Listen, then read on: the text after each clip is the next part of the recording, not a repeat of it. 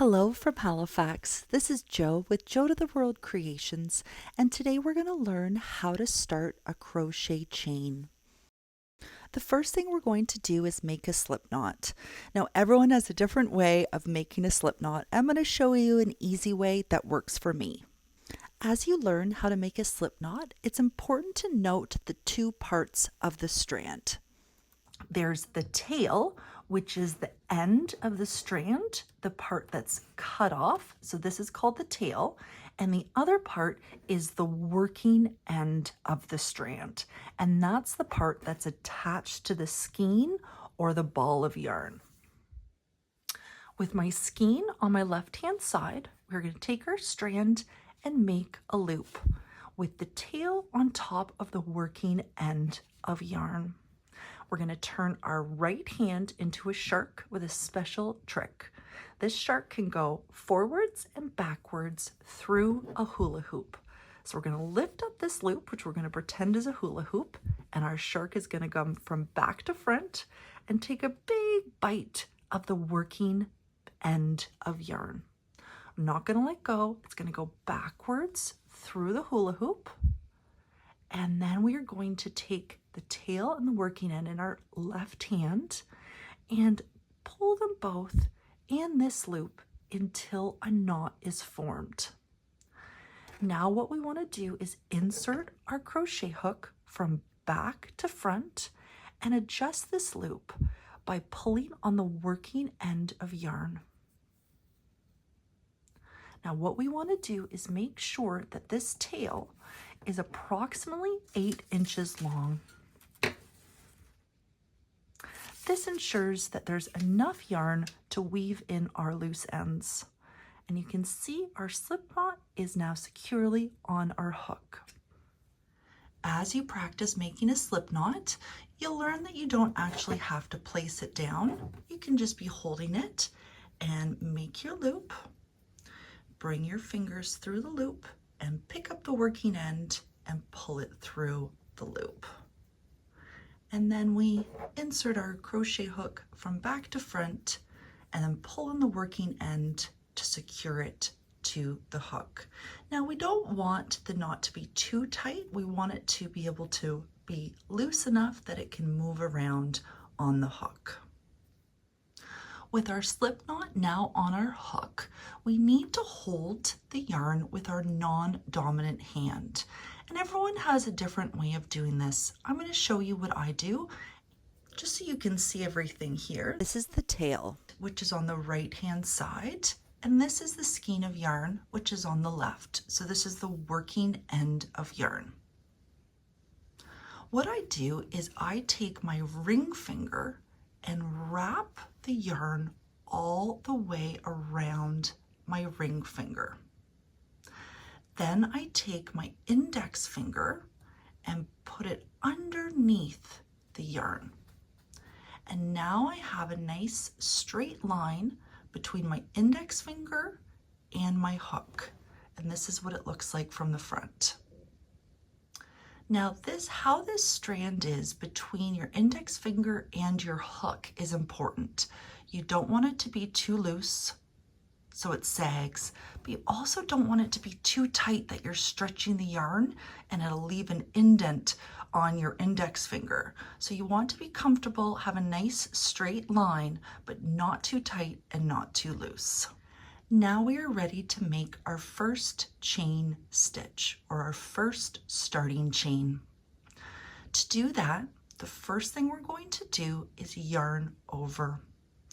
What this means is to take our hook and bring it underneath the yarn. Our hook end is going to be pointing down, and we're going to bring it under the yarn. You'll see that the yarn is falling on top of our hook at an angle. And if you picture it like a clock, it's starting at about 4 o'clock, and the angle where it's finishing over our hook is about 10 o'clock. With our yarn now over our hook, we are going to pull our hook towards the loop on our hook so that the yarn that's over our hook is going to get caught in the throat of the hook. And we're going to twist the hook up so it can catch that yarn in the throat. Now, before we bring it through our loop that's on our hook, we want to twist the hook back down so that it is pointing down. We are going to now pull it through our loop, but I'm removing my index finger just for the purpose of the video so you can see it more clearly, but I recommend keeping your index finger on the loop that's on your hook. So with our hook pointed down, we're bringing it through the loop.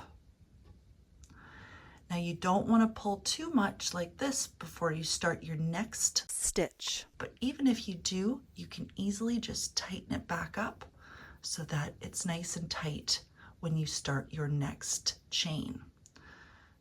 So we've now made one starting chain, or you could say we've made one chain stitch. It's the same thing.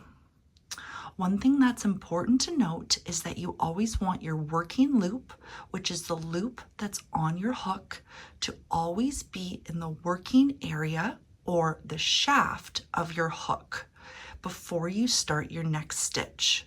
You don't want to start your next stitch with the loop on your hook in the hook's throat. You want it always on the shaft. Now let's make our second starting chain or our second chain stitch. I recommend with your non-dominant hand holding the first chain that we made and keeping your index finger on the loop that's on your hook. What we're going to do is again yarn over, pointing our hook down, pulling our yarn over the hook, twisting our hook slightly up and catching that yarn in the throat of the hook, twisting our hook down and then pulling it through the loop on our hook and twisting it back up. We now have two chains made. One more time, we are going to yarn over, twist our hook up, catch the yarn, twist it back down, and pull it through.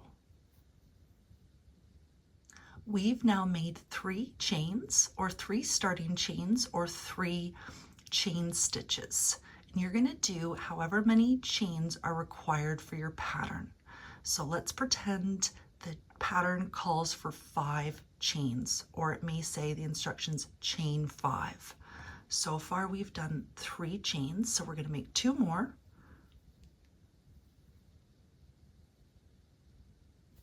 That's 4.